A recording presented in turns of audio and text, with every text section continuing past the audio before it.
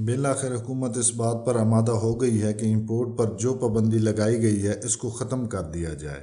کیونکہ امپورٹ پر پابندی لگانے کی پالیسی حکومت کے ہی گلے پڑ گئی ہے۔ اس کی سب سے بڑی وجہ یہ ہے کہ امپورٹ پر حکومت کو بڑی بڑی ٹیکس ریکوریز ہوتی تھیں،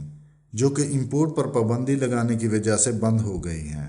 دوسری وجہ یہ ہے کہ پورٹ پر تقریباً 1500 کے قریب کنٹینر پھنسے ہوئے ہیں جن کی کلیئرنگ ابھی تک نہیں ہو رہی، اور جس سے امپورٹر حضرات کا بہت زیادہ نقصان ہو رہا ہے، اور اشیاء کی قلت اور ذخیرہ اندوزی کی وجہ سے چیزیں مہنگی ہو رہی ہیں۔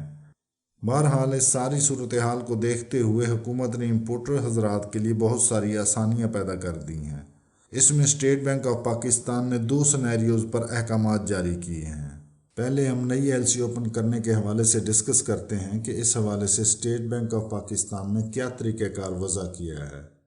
اس میں نئی ایل سی اوپن کروانے سے متعلق اسٹیٹ بینک آف پاکستان نے تمام کمرشل بینکوں کو فلی طور پر بااختیار کر دیا ہے، اور امپورٹر حضرات سے گزارش کی ہے کہ وہ اس بارے میں اپنے متعلقہ کمرشل بینکوں سے رابطہ کریں،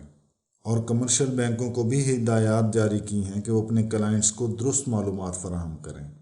نئی ایل سیز اوپن کروانے سے متعلق جو کمرشل بینکوں نے ایس او پیز جاری کیے ہیں، اس میں بینکوں کا کہنا ہے کہ جو بھی پرسن سائٹ کی ایل سی اوپن کروانا چاہتا ہے اس کے پاس اتنے US$ ہونے چاہیے جتنی اماؤنٹ کی وہ ایل سی اوپن کروانا چاہتا ہے۔ اس کے علاوہ اس پرسن کا فارن کرنسی اکاؤنٹ بھی اس بینک میں ہونا چاہیے کہ وہ $، اس پرسن کے فارن کرنسی اکاؤنٹ میں سیکیورٹی کے طور پر رکھے جائیں گے، اور جب بھی اس ایل سی کی پیمنٹ ہوگی اس کے لیے یہی $، استعمال کیے جائیں گے۔ اور اگر کوئی پرسن ڈی اے کی ایل سی اوپن کروانا چاہتا ہے تو اس کے لیے پیمنٹ کی میعاد 180 دن یا اس سے زیادہ ہونی چاہیے۔